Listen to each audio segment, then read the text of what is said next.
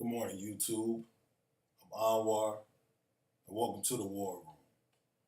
We talk about sports, politics, food, any nonsense, you name it. So yeah, man, I'm up early as hell. It's like 6 in the morning. Just got off of work, only had to do 11 hours instead of 13. So that's why I haven't really been doing these. I've been wanting to rock out and make it happen, but I've been just so tired with work, working almost 80 hours in 5 days, 6 days. So I'm like, well, fuck it, let me get on here and try to get one done after work, before I go to bed or whatnot. So had a couple topics I wanted to talk about. I'm trying not to take too much time, but just trying to catch up. Been a lot going on in the sports and the political arena and whatnot. But over this weekend, arguably the biggest game in the state as far as the rivalry with Michigan State and U of M. Michigan State go down to the big house and they pull off the upset. Michigan was number 7 in the nation. Michigan State, surprisingly, has had a pretty decent team. I thought at best they would win 3 games. They've lost a lot of players through the court systems and all this rape and all these different charges that's been going on. So it's definitely not a good look for the university right now. So, D'Antonio definitely took a hit in some of his depth, but it speaks to, the greatness of him as a coach because he's been able to respond, and they're 4-1 now. So, to go down to Michigan, you get a grind out win, low scoring game like I imagined, because Michigan State's got a pretty good defense. Michigan supposedly arguably has the best defense in the nation. And to go down there and shut them boys down and have them only put up 10 points, I was definitely impressed. I was surprised. I don't know if I've already told people. Michigan State is in my backyard, so I have a lot of love for Michigan State, but I definitely fuck with Michigan as well, going back to the Fab Five days and the earlier football days with Charles Woodson and Brian Griese when they won the national championship back in '97. So I've always had a lot of respect and admiration for Michigan because they go in, they get the job done. They've got the biggest university as far as the stadium and the even just the campus and all the alumni and all the greats that have come from the area. So I mean, it's the pinnacle when you're talking about a resume, and football is it. I mean, we're the winningest football team in America, in football history. So just a lot of illustriousness and just a solid overall, thing we got going on up here. It's a powerhouse. And, Michigan State is solid in its own right. Growing up as a kid, they struggled a lot when I was watching them. They go on these little runs, but ultimately they'd end up with a 5-8 season, 6-5,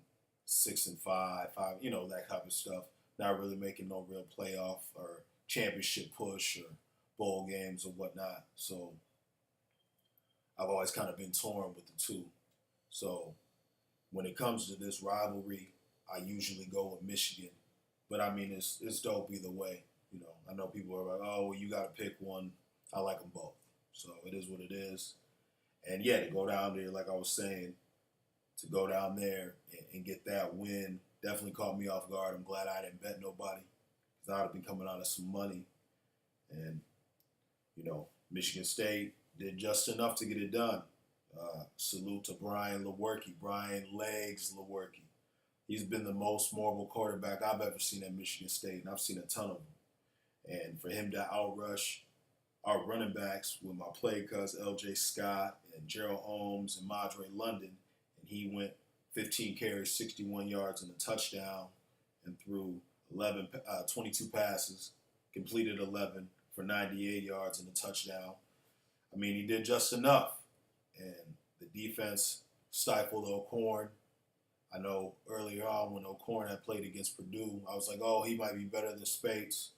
And that's definitely not the case right now. I'm not saying, Spates is going to be done. He's out for the season, so I don't know what they're going to do as far as what they got going on with O'Corn, but he definitely took a step back. Maybe I was a little too premature with saying that he's better.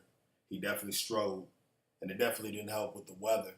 That was arguably the strangest Michigan State-Michigan game I've ever seen, to have like a torrential downpour going into the fourth quarter. Played a humongous part in that game. What's his name? O'Corn ended up having, I want to say, 4 or 5 turnovers. He definitely had 3 interceptions. I know he lost 1. So, and Michigan State had a couple fumbles themselves. But with Michigan jumping out and Michigan couldn't gain any ground, and then all that water came, that pretty much sealed the deal. And, hats off to Michigan State, man. They come out there. That defense really came out and made some plays. Kenny Wilkie, I hope I'm pronouncing it correctly, Weekly or whatever, I don't know. He had 9 tackles, 2 sacks in his first Michigan game. As far as going against Michigan, Kari Willis had 10 tackles. And salute to my man, Eddie Bocci Jr. So mark my words, that's the next one right there. He's a sophomore. He's the next in line of the great Michigan State linebackers that we've had, and we've had a ton of them. I've always been a fan of our linebacking corps, going back to Julian Peterson and Greg Jones and the whole Buller legacy we got going on. Eddie Bocci Jr. is the real deal. Defensive Player of the Week. He had 10 tackles, 6 solo, a sack, an interception, and a forced fumble.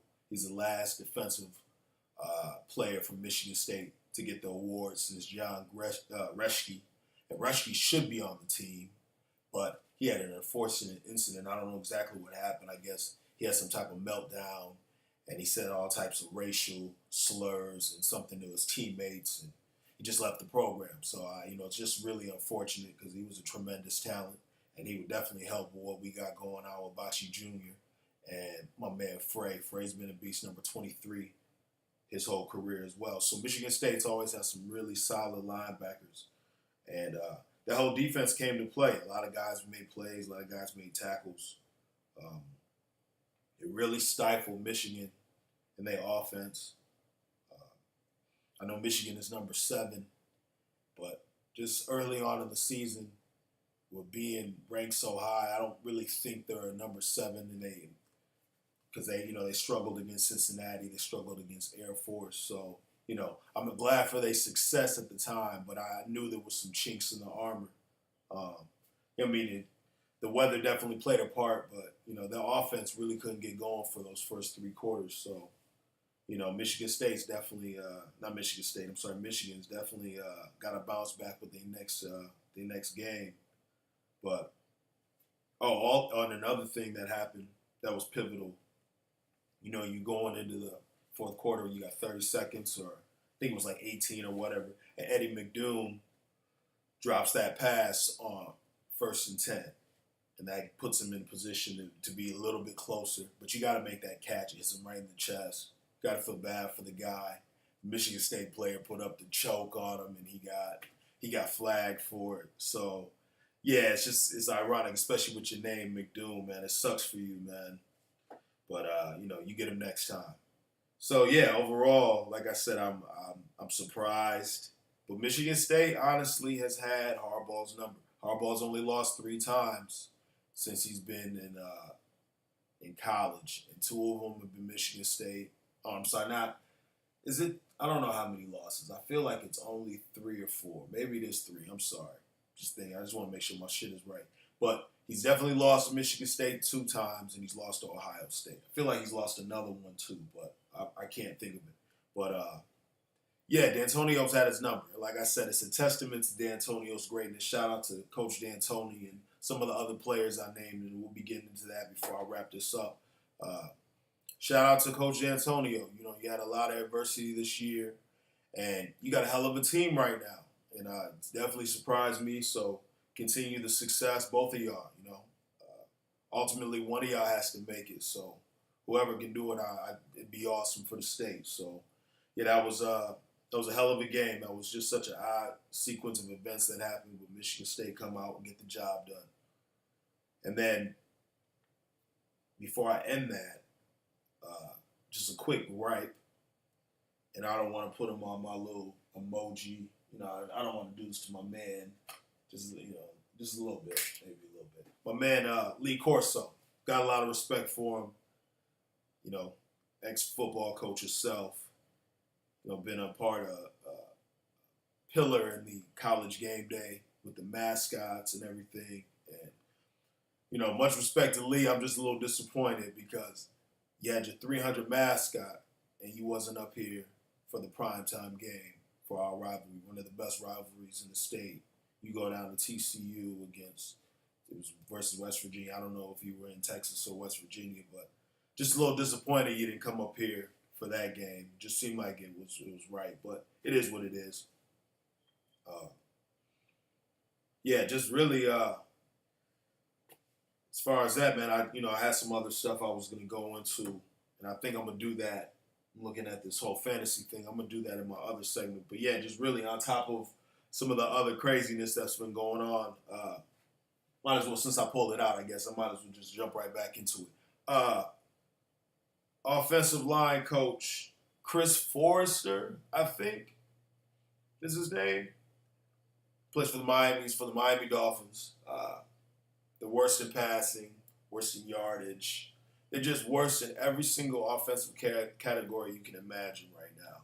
And this coach puts himself on camera snorting up some type of white substance.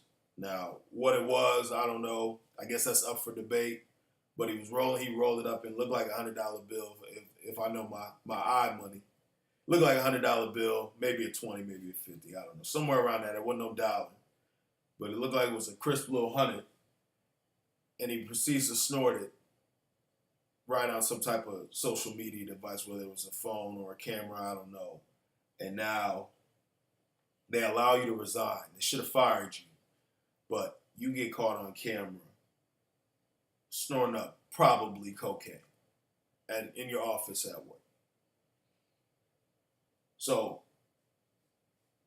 whatever you decide to do, I guess that's your business. I can't really judge. But the shitless aspect of this is the fact that why the fuck are you on front of the camera at work snorting cocaine? Everybody has to stop this self-incrimination shit we doing with the social media. These youngins be on shit with the camera and doing shit, putting it on Instagram and all this other shit. And this is another example. And this is an older gentleman doing this. So it's obviously an issue in society. So can we please stop the nonsense? He's definitely on there. Oh, and then here's another one. This is slight shitless. I don't know. I guess you do what you want. I can't be overly critical. But my man Tack McKinley, the rookie defensive end that plays for the Atlanta Falcons, when he came here to the city for the Detroit game, he lost one of his dreadlocks. And apparently somebody got on the field, picked it up, and tried to sell it on eBay. Not, I do my shit on eBay, so it's funny to me. And now, apparently, Tack is willing to pay $3,000 for his dreadlock. I mean, it's your money. You spend it how you want to. I'm an advocate of spending money. I definitely understand it. I feel you. But I don't know. I wish I would have found it. Shit, I was at the game. I would have probably gave you a better deal than $3,000. But I just don't. I guess I'm more or less curious of what are you going to do with it? You going to try to sew it back in? Can you do that? Can you re-sew a dead dread? I mean, I don't know. I mean, I guess it'd be like weave, right? Guess you can put it back on. But, I don't know. So I just thought that was a little unusual.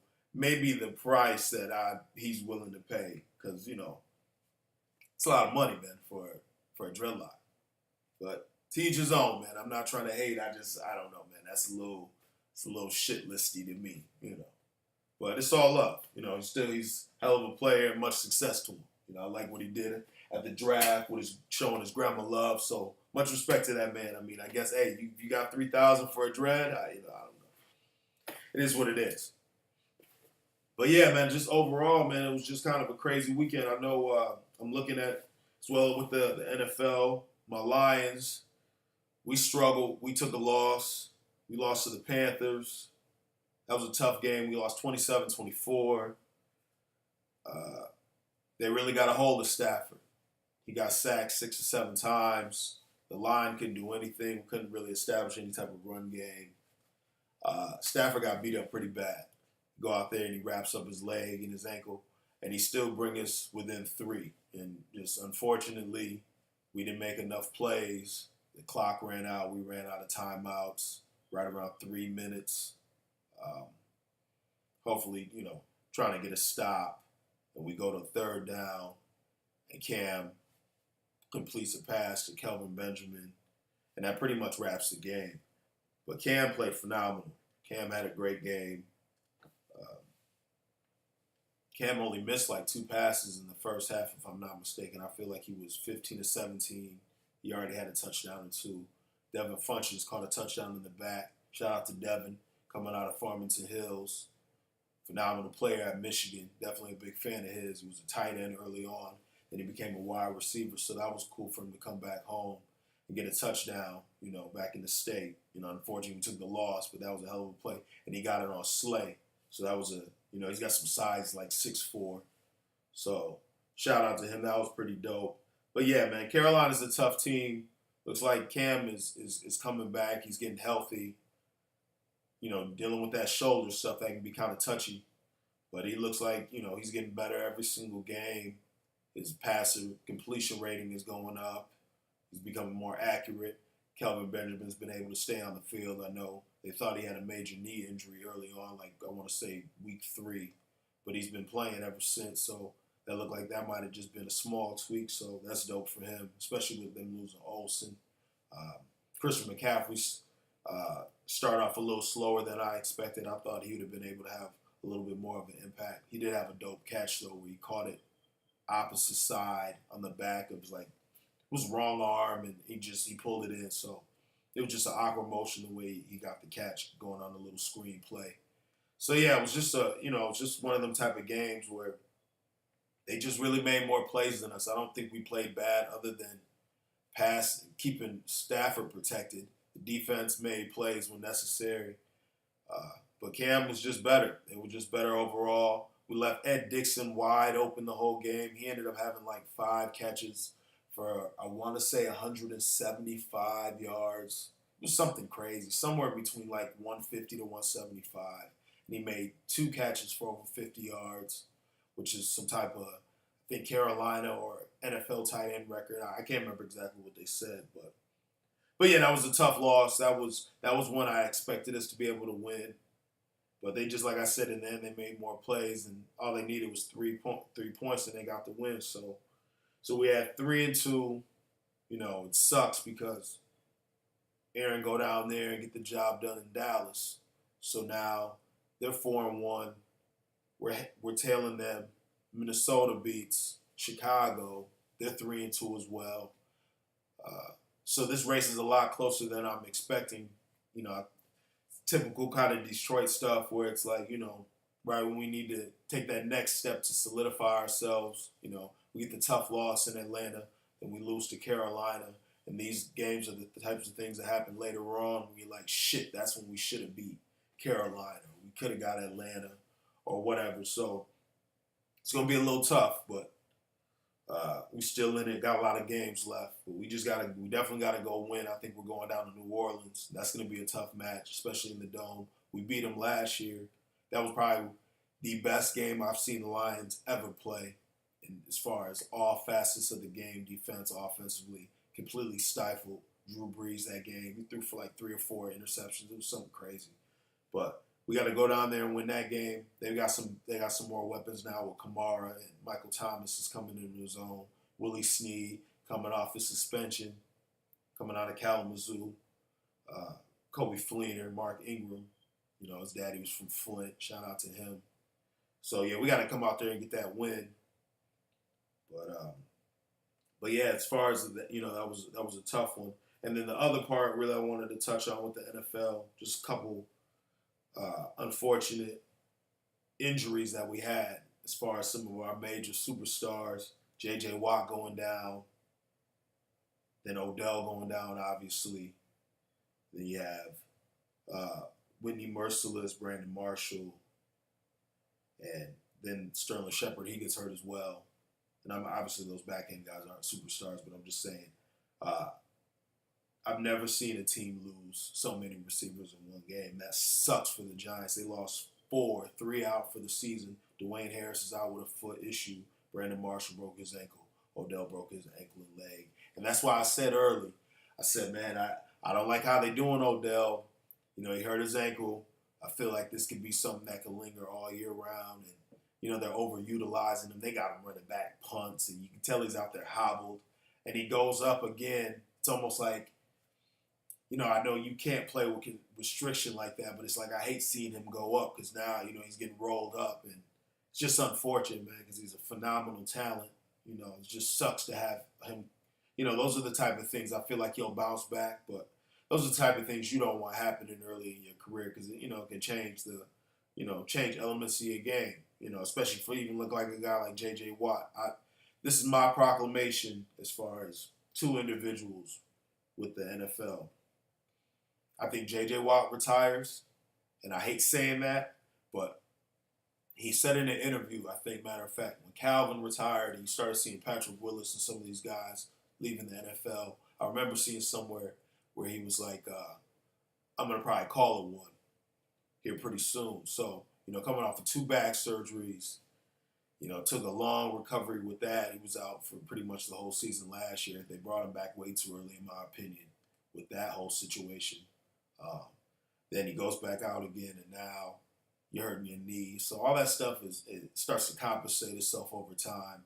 You know, you've been a phenomenal player. You really, I mean, it sucks. You didn't really get the playoff wins and, you know, obviously make a Super Bowl. But the other part of your resume speaks for itself. You know, fucking MVP. I mean, he's a beast. Walk off for Central Michigan. I don't know how we let him leave the state, but I remember watching J.J. Watt when he played at Wisconsin. He came here. He was an absolute fucking monster. So it just sucks to see him go down. But, man, yeah, I think J.J.'s going to hang it up. I hate to be like that, but it's too hard to come back with stuff like that, man. You start getting hurt. It's just such a grind, you know, especially for guys like that. And then my other guy, I think, is Brandon Marshall. And he's obviously, that's more of an obvious thing to me than JJ. Maybe JJ gives it one more year, but I think JJ's done. But as far as Brandon, I think Brandon is definitely going to retire. He just left some message, I guess, on Instagram saying, you know, he played 12 years. He's learned a lot. He's become a better man. And, you know, all these different elements basically sounded like a culmination. I mean, you know, he's been hurt the last couple of years. He had the punctured lung last year. And, I feel like it was last year. He had some injuries with the Jets, but I know he had a punctured lung like a year or 2 ago. And, man, he had a phenomenal career too. So, you know, you've been an advocate for mental health and trying to do things in your community, man. You've come a long way. So I got a lot of respect for Brandon Marshall, man. So if you hang it up, man, definitely salute to that man and what he did. So, but yeah, it just sucks to see, you know, a lot of these guys go down. But it's a part of the game. Like, the more I watch it, I don't know, for me, especially with the concussions and all this other stuff, it's kind of hard for me to watch the NFL. Because it seems like every game, guys are having these devastating injuries because they're just so big and strong. And, you know, these are elite athletes. And knowing that they just putting their lives on the line, you know, their health and the long term on the line is, I don't know, it's just kind of weird. But I like the game, though, but it's just rough seeing these guys dealing with some of the stuff that they got to go through. But it's a part of the game. You know, they know what they signed up for, but it's just still kind of rough to see. But, yeah, before I get up out of here, I think I'm going to do one more. After this one, I'm going to run my little fantasy cap down, talk about how I did with that. But Pistons are playing right now. They ended up winning. I think they're 2-1 in the preseason. Reggie Jackson's first game back. Can't believe Joel Embiid just got 5 years, $148 million. Phenomenal talent. They must know something I don't know because I'm not giving him all that kind of money because I don't know what kind of games he's going to give you. But, yeah, we got the Pistons, so we got the basketball coming up. We'll be tapping into that a little bit more. The Red Wings got rolling. Get down there and check out Little Caesars Arena, the new arena right downtown in Woodward where the Pistons and the Red Wings play. So definitely going to be making a trip down there. And lastly, I want to wrap it up by saying check out that Hood Rich Pablo 1, Designer Drugs 3. It's his first mixtape album release since he signed with 1017 with Gucci Mane. So he's definitely my favorite rapper right now. He's been heavy rotation pretty much all his mixtapes. So got a lot of hits on there. Don't Do That's my favorite right now. He's got the one Do What I Want to Do with the Migos. That's another banger right there. Let me see what else he had. He had quite a few tracks on here, man, but it's just a solid overall album. BL Stiff, excuse me. He's got BMF, I Do This Shit. So yeah, like I said, man, I like the album. Been playing it. It just came out on iTunes Friday, so I had it like as soon as it dropped. Been trying to keep an eye on that one for a minute. So yeah, you should check that one out. But yeah, like I said, I just want to round this out. Appreciate y'all tuning in. Hit that like, hit that subscribe button. Probably try to come back and do another fantasy one here maybe today or in a couple days, give a recap. Doing pretty good in my leagues. But yeah, get with your boy. Appreciate y'all tuning in, man, and y'all have a good one.